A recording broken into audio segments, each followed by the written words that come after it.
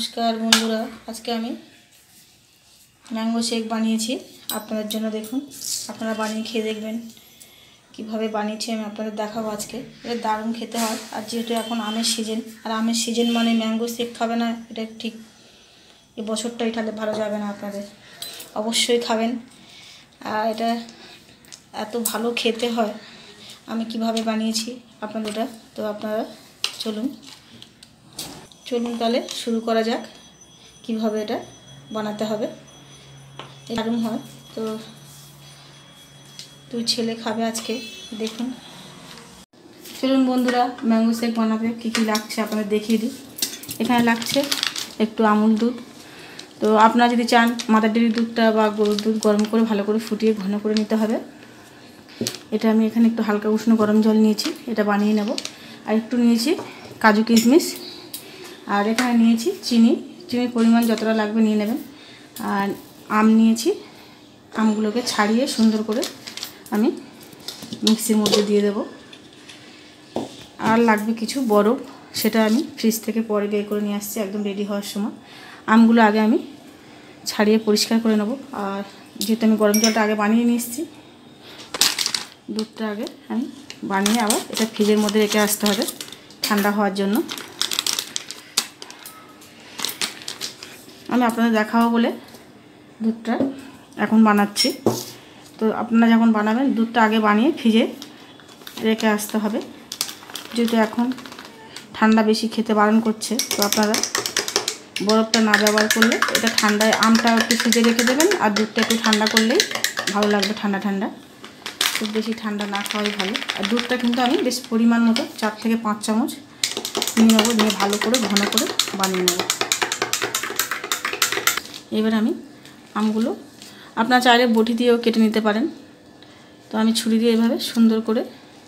প্রত্যেকটা আম এভাবে ছাড়িয়ে নেব সুন্দর করে এবার আমগুলো দেখুন এইভাবে ছাড়িয়ে নিতে হবে সুন্দর করে ছাড়িয়ে নিয়েছি ছাড়িয়ে আমি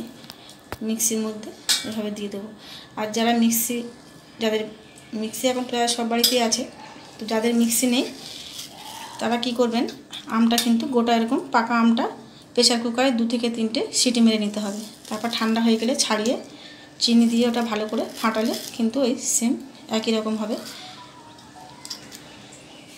এইভাবে বানিয়ে নেবেন এটা আমি এইভাবে পুরো সুন্দর করে দেখি আমগুলো সব এইভাবে আমি শাঁসগুলো বের করে নেব দেখুন আমি সমস্তগুলো আটি থেকে আর যে পুরো ছাড়িয়ে সুন্দর করে কাঠটা বের করে নিয়েছি আমের যে কাঠ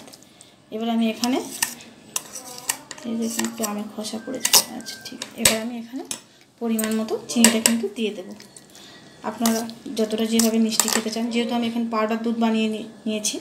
তো খুব বেশি মিষ্টি লাগবে না আর আমটাও খুব মিষ্টি আছে এখন সিজনে আম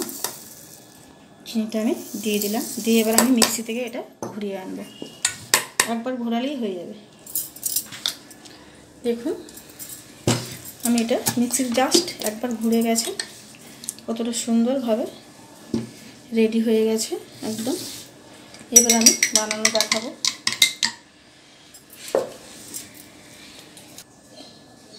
এবার আমি গ্লাসের মধ্যে আমগুলো দিয়ে দেবো দেখুন আমের প্রত্যেকটা এইভাবে আমি দিয়ে দেবো এবার আমি আমগুলো প্রত্যেকটা পরিমাণ মতো দিয়ে দিয়েছি এবার আমি দুধটাও দিয়ে দেবো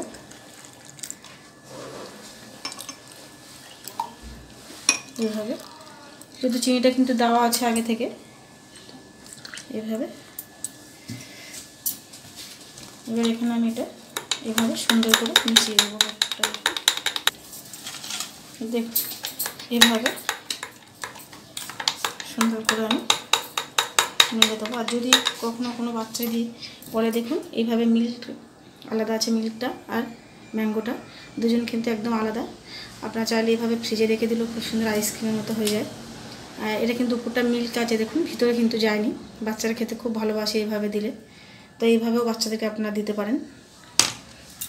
আর আমি এখানে পুরোটা ফাটিয়ে দিলাম আর এবার আমি এর মধ্যে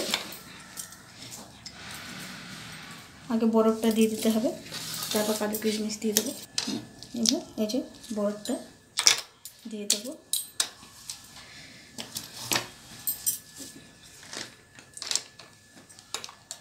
কাজু কিশমিশটাও দিয়ে দেবো। আপনারা চাইলে আর একটু হালকা করেও খেতে পারেন, কিন্তু এটা ম্যাঙ্গো শেক একটু ঘন হলে খুব ভালো হয় খেতে। কতটা সুন্দর দেখতে হয়েছে দেখুন।